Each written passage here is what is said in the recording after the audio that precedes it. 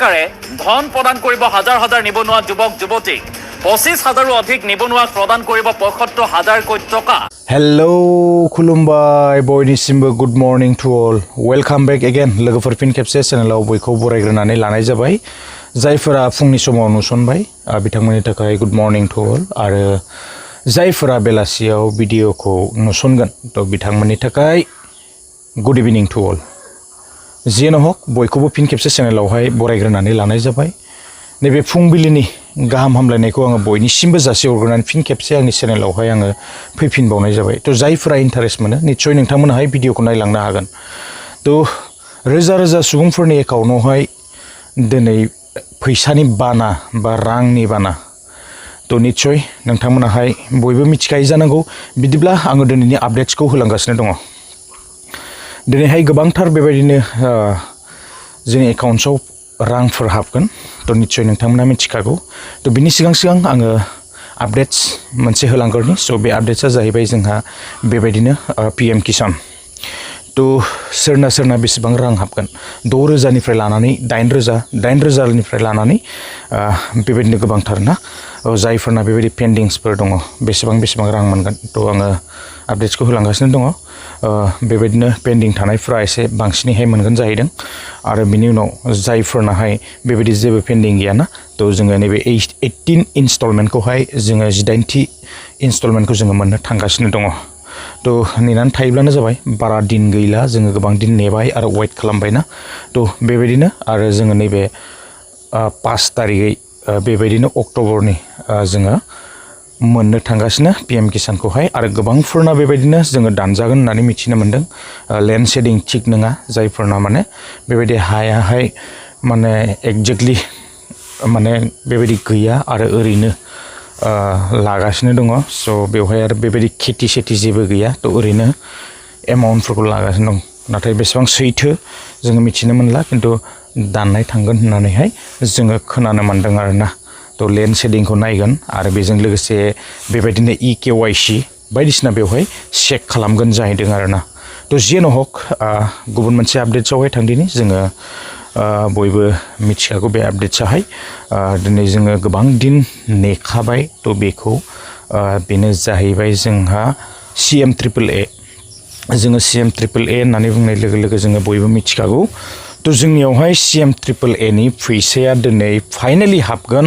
बेयो जाहैबाय दिनै 30 तारिख सफैबाय सो दिनैनि नैबे 30 तारिखआवहाय जोंहा जेरावनाखि मामायाहाय बेवहाय फोसावनानै होखादोंमोन बेबायदिनो 30 कालारावहाय बेबायदि फैसाफ्रा क्रेडिट जागोन दा साबैसेनाव हाबगोन आरो साबैसेया मोनगोन तो बेयाव जोंहा बेबायदिनो 25,000 जोङो बेबायदि सेलेक्ट जानाय नुनो मोनदों आरो बेवहाय बेबायदिनो फैसाया जोङो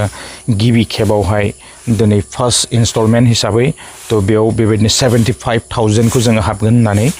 जोङो मिथिनो मोनदों आरोना 75,000 करि हाबगोन तो बिनि उनावहाय आरो इन्टारभिउआव जायफोराहाय बेबायदि जिरायगोन बिनि उनावहाय जोङो 25,000 खौ आरोबाव बेबायदिनो जोङो मोनबावगोन होननानै जोङो बेनिफ्राय मिथिनो मोनदों दिनैहाय जोबोद मोजांनि दिन आरो जायफोरा एप्लाइ खालामदोंमोन जायफोरा सेलेक्ट जाबाय जायफोरा माने बेबायदि फैसा मोनगोन दिनैहाय जोबोद मोजांनि सान होननानै बुंनांगोन आरोना दसे उनावहाय बेबायदिनो एकाउन्टआवहाय बेबायदि रोजा रां रोजा सुबुंफोरनियावहाय बेबायदि लाख फैसाफोराहाय दिनैहाय क्रेडिट जागोन आरो एकाउन्टआव ना जोबोद खुसिनि बाथ्रा आरो जोबोद मोजांनि सान जायफोराहाय जिफोर थांखि जिफोर प्लेनिं लादोंमोन ना निश्चय बेबायदिनो बायदिसिना पिगारिनिफ्राय लानानै दाउ अमा बोरमा बायदिसिना ना तो जि माने फार्मिं खालामनो सानो निश्चय नोंथांमोनाहाय दिनैनि साननिफ्राय आरो हासिगोन आरोना तो बिदिब्ला लोगोफोर आङो दिनैहाय बांद्राय गोलाव खालामनो सानाखै दिनैनि आपडेट्सआ बेखिनियानोमोन इन्टारेस्टिं आपडेट जोङो गोबां दिन वेट खालामनानै थादोंमोन आङो एसे क्लिप्सखौ होनानै होगोन तो निश्चय नोंथांमोनाहाय नायनो हागोन आङो बेखिनि आपडेट्सखौनो लानानै फैदोंमोन बांद्राय गोलाव खालामला दिनैनि भिडिअखौ आं बेखिनियावनो फोजोबबाय गोजोन्थों बाय অহা 30 তাৰিখে ৰাতিপুৱা আমি আৰু এটা নতুন আঁচনি আৰম্ভ কৰিম বহু ল'ৰা ছোৱালীয়ে চৰকাৰী চাকৰিৰ বাবে পৰীক্ষা দিয়ে চৰকাৰী চাকৰি সকলোকে দিয়াটো সম্ভৱ নহয় সেইবাবে ৰাজ্য চৰকাৰৰ হৈ মই ঘোষণা কৰিছিলোঁ যে আমাৰ ডেকা ল'ৰা ছোৱালীখিনিক উদ্যোগ আৰু ব্যৱসায় কৰিবৰ বাবে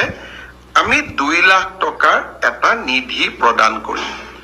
আৰু খুব ভাল কৰি যদি এই 2 লাখ টকা ব্যৱহাৰ কৰি আমি ব্যৱসায় এটা নিৰ্মাণ কৰোঁ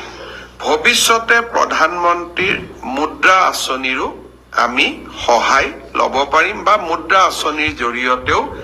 আমি এই 2 লাখ টকাক